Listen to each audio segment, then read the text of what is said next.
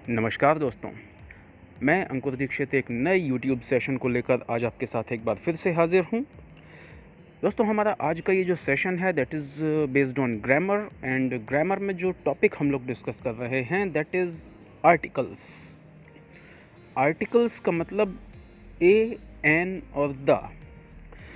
अब दोस्तों, आर्टिकल्स शुरू करने से पहले ये जान लीजिए कि ये इनके यूसेज जानने से पहले ये जान लीजिए कि ये दो कैटेगरीज़ में डिवाइडेड होते हैं, definite article, indefinite article. Definite article वो है जो किसी भी स्पेसिफिक चीज़ या पर्टिकुलर चीज़ के पहले यूज़ किया जाए, द। जबकि इनडेफिनेट आर्टिकल होते हैं ए या एन, और ये हमेशा किसी अनसर्टेन चीज़ या नॉन स्पेसिफिक चीज़ के पहले यूज़ किए जाते हैं। अब हम लोग इनके यूसेज जाने इससे पहले एक छोटी सी बात, ये वैसे आप ट्रिविया कह सकते हैं, लेकिन ये कई बार प्रोनाउंसिएशन में बहुत मायने रखती है। जो ए है और जो डेफिनेट आर्टिकल द है, इसका करेक्ट प्रोनाउंसिएशन क्या है? एन को तो आप एन ही बोलिएगा, दैट इज़ नो प्रॉब्लम, लेकिन जो द और अ है, इसका जो प्रोनाउंसिएशन है that is many a times mispronounced by many people. तो ये जान लीजिए कि जो द है, इसको ना तो हम लोग दा पढ़ते हैं और ना ही हम लोग दी पढ़ते हैं। ये दोनों ही चीज़ें गलत हैं। इसको आप झटके के साथ बोलिए द। तो कहने का मतलब the Great Wall of China या the Great Wall of China, ये दोनों ही चीज़ें गलत हैं। आप सिंपल बोलिए and that is universally accepted, the Great Wall of China. इसी तरीके से ये इनडेफिनिट आर्टिकल जो है ए, अब ये लिखा तो केवल ए है, लेकिन इसमें आप इसको भी प्रोनाउंस इसी तरीके से करिएगा, a boy, a girl, a wonderful scenery, इस तरीके से।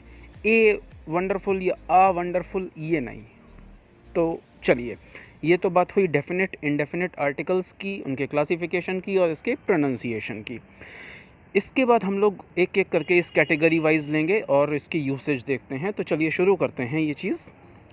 पहला, हम लोग यूज़ ऑफ डेफिनेट आर्टिकल देख रहे हैं, तो चलिए शुरू करते हैं। ये यूज़, पहला यूज़ जो है, rule number 1 is definite article is used before superlative degree. दोस्तों, जब भी कभी एडजेक्टिव की सुपरलेटिव डिग्री यूज़ हो रही है, यानी कि एग्जाम्पल में भी देख लीजिए, the best, the tallest, the biggest, इस तरीके से। माउंट एवरेस्ट, तो माउंट एवरेस्ट इज़ टॉलेस्ट नहीं, हाईएस्ट नहीं, ये सब चीज़ें गलत हैं। आप एस्ट लग रहा है, एसटी वाली फॉर्म है, सुपरलेटिव डिग्री है, का मतलब आप द लगाएंगे। चलिए next, used before previously mentioned objects.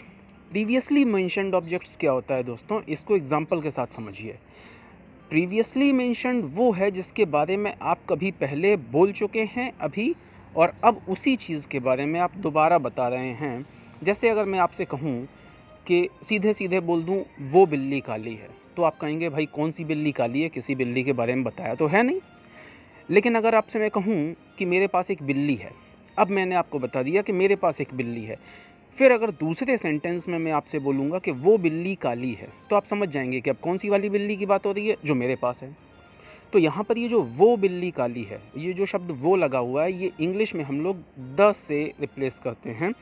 Example देखिए, आई हैव अ डायमंड, तो इसमें डायमंड के पहले क्या लगा? अ, क्योंकि यहाँ अनसर्टेन है कि कौन सा डायमंड, कोई भी, मेरे पास है एक डायमंड है, स्पेसिफिक नहीं है कि कौन सा, तो अनसर्टेन है, तो इनडेफिनेट आर्टिकल यूज़ किया। लेकिन अब the diamond is very precious, देखिए उसी डायमंड शब्द के पहले द लग गया। क्यों? क्योंकि अब यहाँ पर जो डायमंड है वो स्पेसिफिक हो गया। कौन सा वाला? वो जिसके बारे में अभी हम लोग एक सेंटेंस पहले बात कर चुके हैं, यानी कि वो वाला डायमंड जो मेरे पास है।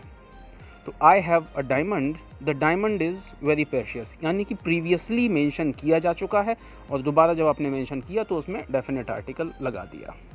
चलिए, rule number 3, used before title given to anything और एनीवन।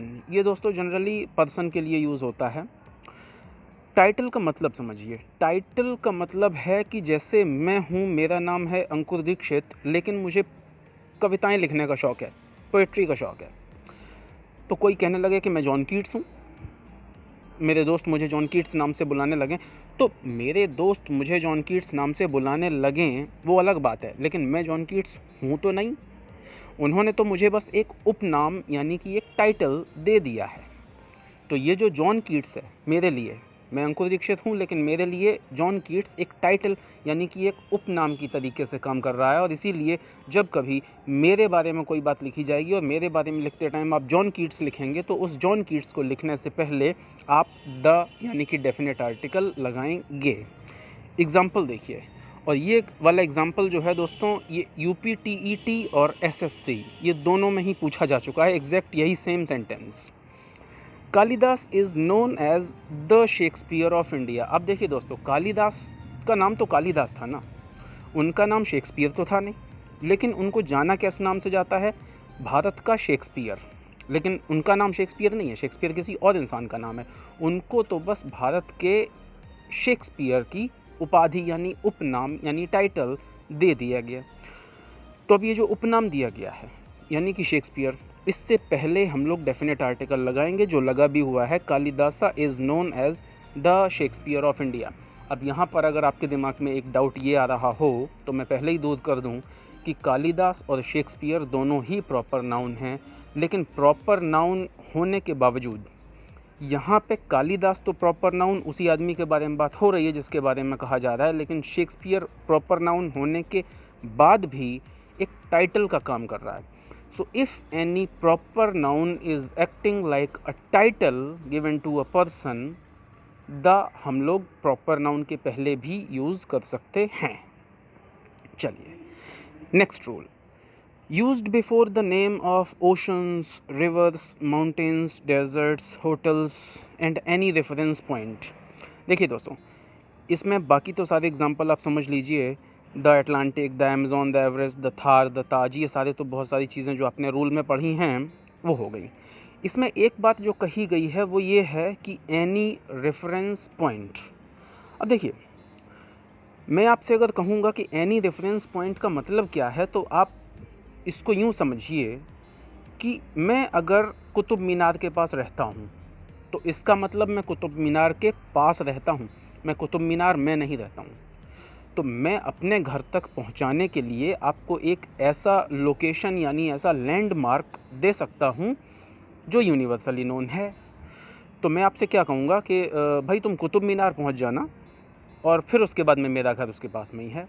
तो मैंने अपने घर पहुंचाने के लिए आपको कहाँ पहुंचाया? कुतुब मीनार। तो यानी कि अब इस जगह एक्चुअली आपको आना था मेरे घर, लेकिन आप पहुंच कहाँ गए? कुतुब मीनार।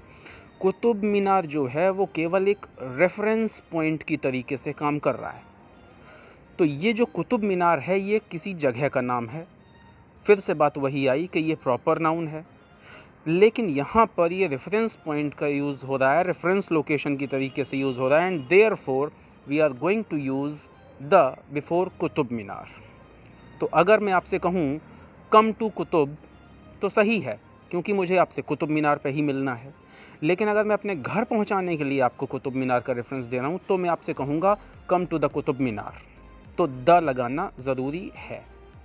चलिए, next point, used before a noun that is unique.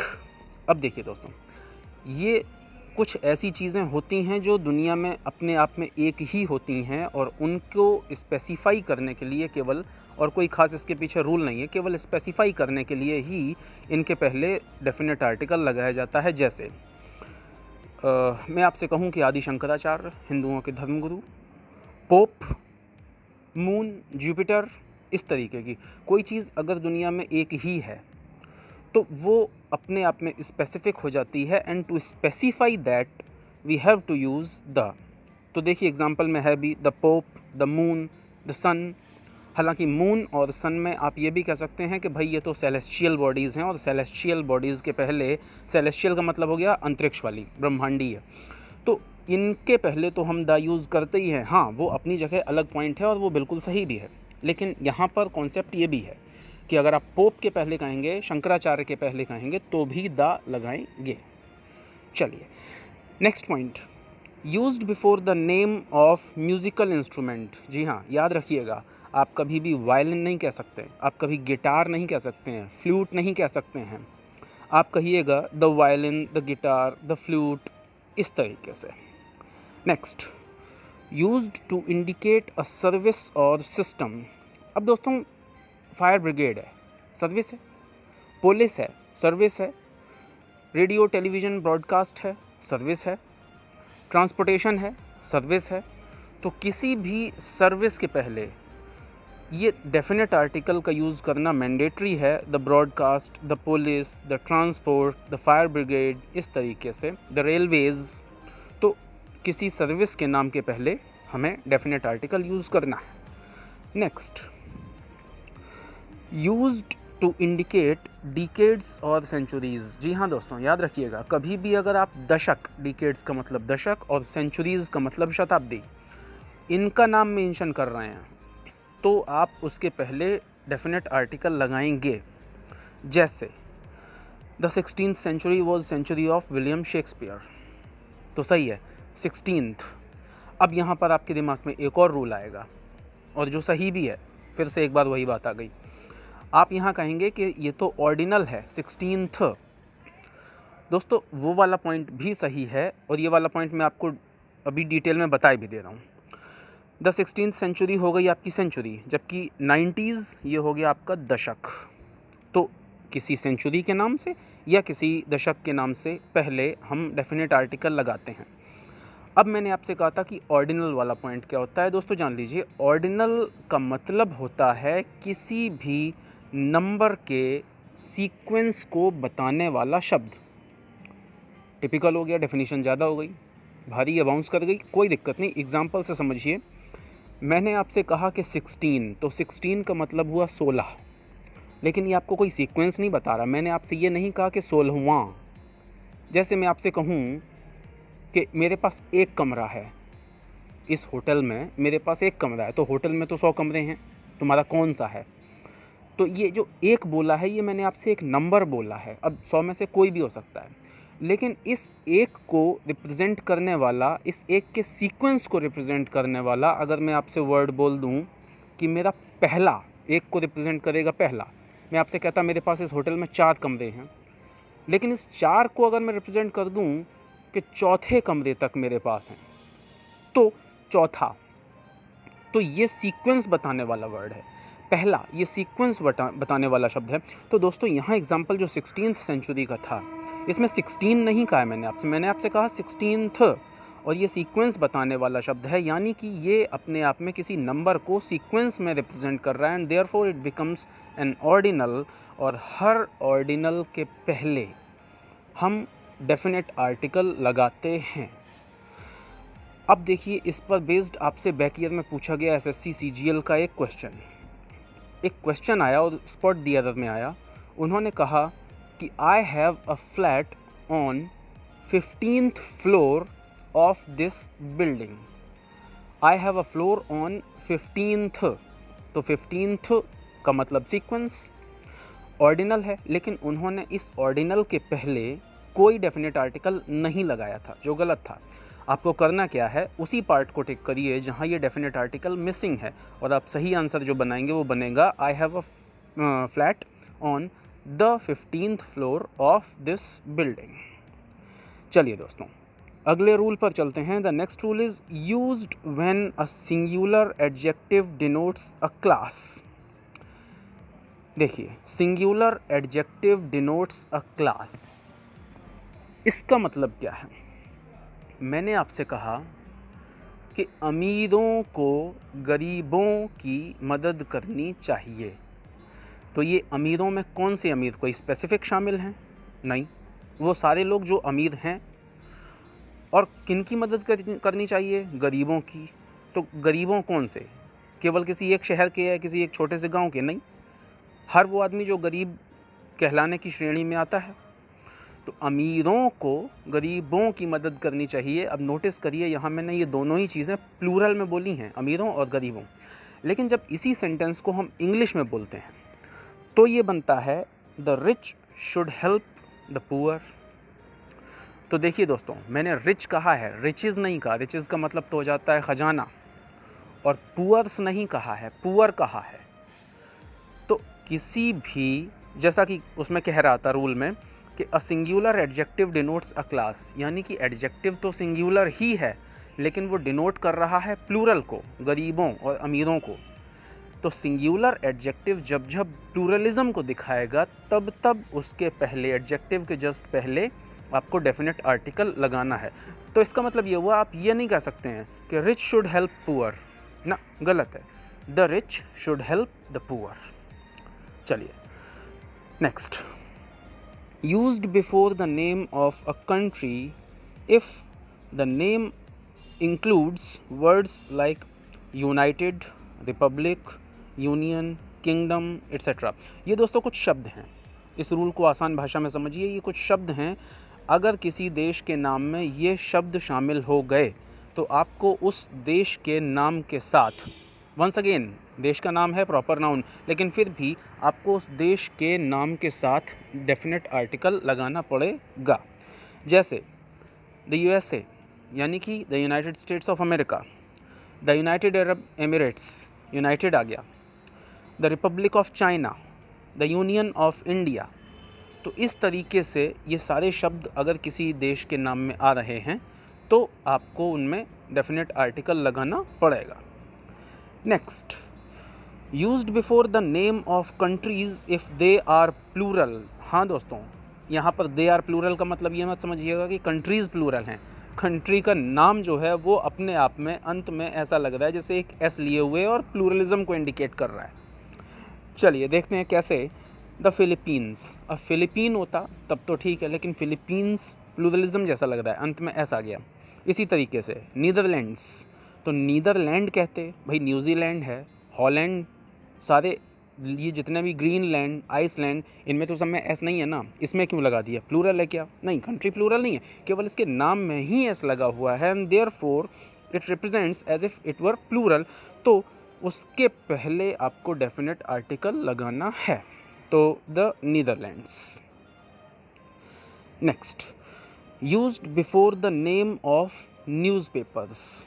जी हाँ दोस्तों, समाचार पत्रों के नाम के पहले आपको डेफिनेट आर्टिकल लगाना पड़ता है। और आप अपनी इंग्लिश के जब न्यूज़पेपर पढ़ते हैं तो ऑब्ज़र्व करिए, उनमें होता है the times of India, the Hindu, ये सारे वो हैं जो आप पढ़ते हैं और ये नाम हैं ही। तो न्यूज़पेपर्स के नाम के पहले आप ये मत कहिए कि times of India, the times of India, है ना। चलिए next, used before the name of well known monuments और वर्क ऑफ आर्ट। जो प्रसिद्ध मॉन्यूमेंट्स हैं और कोई फेमस वर्क ऑफ आर्ट है यानी कलाकृति, अगर इसका नाम आप कहीं लिख रहे हैं तो हमेशा याद रखिए उसके पहले आप डेफिनेट आर्टिकल लगाइएगा। जैसे थोड़ी देर पहले मैंने आपसे बोला था द ताज, तो यूनिक भी है और मॉन्यूमेंट भी है, दोनों ही तरीक़ों से द लगाना सही है। मोनालिसा, लियोनार्डो डा विंची की बहुत ही फेमस पेंटिंग, कंट्रोवर्सी में भी रहती है, फेमस भी है, तो द मोनालिसा, अकेले मोनालिसा मत कहिए। Next, used before the name of organisations. जी हाँ दोस्तों, ऑर्गेनाइजेशंस का मतलब ये जितनी भी वैश्विक संस्थाएं हैं, अंतर्राष्ट्रीय संस्थाएं हैं, इनका नाम जब भी आप लिखेंगे तो उसमें आप डेफिनेट आर्टिकल का यूज़ करिएगा ही करिएगा। जैसे कि the United Nations, the ISA। अब दोस्तों ISA क्या है, अगर आपको नहीं पता तो करंट अफेयर्स वाले वीडियो में जाइए और देखिएगा जाके। ISA का मतलब है इंटरनेशनल सोलर अलायंस। ये इंडिया और फ्रांस द्वारा स्टार्ट की गई बल्कि एक ऑर्गेनाइजेशन है, इंटरनेशनल सोलर अलायंस, और इसका जो हेड क्वार्टर्स है that is in Gurugram, Haryana. चलिए खैर, ये किसी और दिन के लिए, ये पूरा ऑर्गेनाइजेशंस का एक सेशन ही स्पेशल बहुत जल्दी आने वाला है। फ़िलहाल बैक टू आर्टिकल्स। तो चलिए दोस्तों, अब हम लोग शुरू करते हैं यूजेज ऑफ इनडेफिनेट आर्टिकल, यानी कि अ या an. First rule, used before an adjective that is followed by a singular noun. बड़ा आसान भाषा में समझिए इसको कि अगर कोई एडजेक्टिव है और एडजेक्टिव के बाद में सिंगुलर नाउन रखी हुई है तो आप उस एडजेक्टिव के पहले, एडजेक्टिव के बाद में सिंगुलर नाउन है और एडजेक्टिव के पहले आप इनडेफिनेट आर्टिकल लगा दीजिए। जैसे an honest person, a beautiful monument, सही है, यानी कि पर्सन नाउन था, सिंगुलर है, कैसा है ये बताने के लिए हमने एक एडजेक्टिव रखा हुआ है ऑनेस्ट, तो उसके पहले हमने इंडेफिनिट आर्टिकल लगा दिया। मॉन्यूमेंट सिंगुलर नाउन है और उसके पहले ब्यूटीफुल लगा हुआ है यानी एडजेक्टिव बन गया, तो उसके पहले भी हमने एक इंडेफिनिट आर्टिकल लगा दिया। चलिए next point, never used before uncountable noun. जी हाँ दोस्तों, ए और एन, सॉरी मैं ही गलत बोल गया, अ और एन, इन दोनों की एक ख़ास पहचान है कि ये दोनों ही सिंगुलैरिटी को दिखाते हैं, और अगर सिंगुलैरिटी को दिखाते हैं तो फिर प्लूरैलिटी के लिए यूज़ ही नहीं हो सकते ना। अनकाउंटेबल नाउन के पहले आप नहीं यूज़ कर सकते। जैसे अ शुगर, अब मैं आपसे कहूँ कि मुझे एक चीनी चाहिए, भाई एक चीनी क्या होता है? कुछ नहीं। अब दाना तो नहीं मांगने जाऊँगा ना आपसे चीनी का। अ म्यूज़िक, मैं एक म्यूज़िक सुन रहा हूँ, एक म्यूज़िक क्या होता है? एक म्यूज़िक तो वो होती है जो कार्डियक अरेस्ट पड़ने के बाद मशीन बीप देती है कि भाई निकल गए, है ना। अ गोल्ड, मैं आपसे कहूँ आई हैव अ गोल्ड, तो ये तो गड़बड़ हो गया ना। मेरे पास एक सोना है, ये नहीं, मेरे पास सोना है 10 ग्राम 20 ग्राम आधा किलो, कितना है वो अलग बात, लेकिन मेरे पास एक सोना है, ये कहना गड़बड़ है। ठीक, चलिए next, used before half if half is used with a whole number. अब दोस्तों ये समझिए, हाफ अपने पहले और अपने बाद दोनों ही तरीक़ों से इंडेफिनिट आर्टिकल का यूज़ कर सकता है। कैसे कर सकता है ये इन दो पॉइंट्स में समझिए। पहला ये कह रहा है यहाँ used before half if half is used with a whole number, यानी कि अगर कोई ऐसा सेंटेंस है जिसमें हाफ वर्ड यूज़ हुआ है और उसी सेंटेंस में कोई होल नंबर भी यूज़ हो गया है, तो जो इंडेफिनिट आर्टिकल है वो हाफ शब्द के जस्ट पहले रखा होगा। एग्जाम्पल देखिए, 2.5 किलो, अब हाफ तो यूज़ हुआ लेकिन इस सेंटेंस में इसके साथ एक होल नंबर जो 2 है वो भी यूज़ हो गया, तो हाफ के जस्ट पहले रखा हुआ है। लेकिन अगर इसी पॉइंट को हम लोग रिवर्स कर दें, यूज्ड आफ्टर हाफ, अब अगला पॉइंट है देखिए, used after half if half is used without a whole number, यानी कि अब हाफ एक ऐसी सेंटेंस में एक्सप्रेशन में यूज़ हो रहा है जहाँ कोई और होल नंबर एक्सप्रेस नहीं किया गया, तो फिर जो इंडेफिनिट आर्टिकल है वो आपका डेफिनेट ये हाफ से ठीक बाद, जस्ट बाद में प्लेस किया जाएगा। चलिए एग्जाम्पल देखते हैं। एग्जाम्पल में कह रहा है हाफ अ माइल, तो अब ये हाफ अ माइल, इसमें तो और कोई होल नंबर एक्सप्रेस नहीं किया गया ना। Half a mile, half a kilo, तो इस तरीके से हाफ अकेले है और कोई होल नंबर एक्सप्रेस नहीं किया गया, तो इंडेफिनिट आर्टिकल आपका सीधे सीधे हाफ के बाद आ जाएगा। Next point, used to indicate an unknown और इनडेफिनिट नाउन, यानी कि कोई ऐसी नाउन है जिसे आप या तो नहीं जानते हैं या जिसके बारे में आप अनसर्टेन हैं, इट इज़ इनडेफिनिट, तो उसमें आप इंडेफिनिट आर्टिकल को यूज़ कर सकते हैं। जैसे एन ओल्ड लेडी, एक बुज़ुर्ग महिला, अब कौन सी बुज़ुर्ग महिला कोई सर्टेन नहीं है।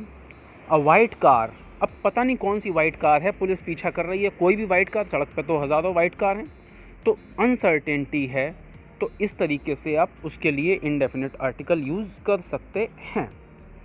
Next, used to indicate profession, हाँ आपके व्यवसाय को, I am a teacher, he is a doctor, she is a professor, इस तरीके से तो अ करना ज़रूरी है, एन इंजीनियर, अ डॉक्टर, ये सब करना ज़रूरी होता है। प्रोफेशन को आप ये नहीं कह सकते आई एम डॉक्टर। चलिए next, used to refer to a religion of a person, ठीक है दोस्तों, जिस तरीके से आपने किसी इंसान के व्यवसाय यानी प्रोफेशन के बारे में बताया था, उसी तरीके से जब किसी इंसान के रिलीजन के बारे में बताएंगे तो भी आप इनडेफिनिट आर्टिकल यूज़ करेंगे। आई am a Hindu, he is a Muslim, she is a Christian, इस तरीके से आप रिलीजन बताते समय इनडेफिनिट आर्टिकल के साथ ही उसको एक्सप्रेस करेंगे। Next point, used to indicate the nationality of a person, किसी इंसान की नेशनैलिटी यानी राष्ट्रीयता, वो किस देश का है बताते समय आप इंडेफिनिट आर्टिकल यूज़ करेंगे। जैसे एन इंडियन, अ रशियन, तो नेशनैलिटी, अब 3 चीज़ें हुई, रिलीजन, प्रोफेशन और नेशनैलिटी। इसको यूँ याद रखिएगा कि रिलीजन, प्रोफेशन, नेशनैलिटी, ये 3 चीज़ें बताने में हमेशा इंडेफिनिट आर्टिकल हम इस्तेमाल करते हैं। चलिए दोस्तों, ये आर्टिकल वाला जो पॉइंट है, ये टॉपिक जो है इसमें आज का डिस्कशन हम लोगों का यहीं तक। बहुत जल्दी एक नए सेशन में आऊँगा। जैसा कि मैंने आपसे कहा था कि ऑर्गेनाइजेशन और उनके डिटेल्स बहुत बार रिपीट होते हैं, लेकिन फिर भी स्टूडेंट मिस करते हैं। उसके साथ आपके साथ बहुत जल्दी फिर से हाज़िर होऊंगा। तब तक के लिए keep studying, keep working hard. Bye bye and thank you.